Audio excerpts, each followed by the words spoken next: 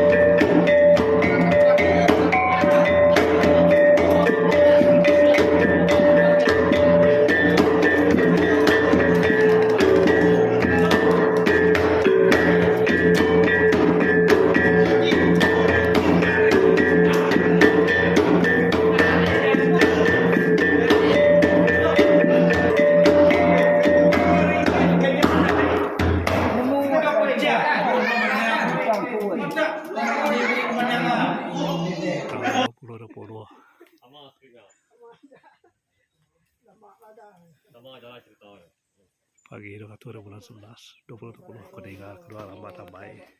jadi saat itu 19 hari bulan 10 tahun 2025 Kuningan tambai itu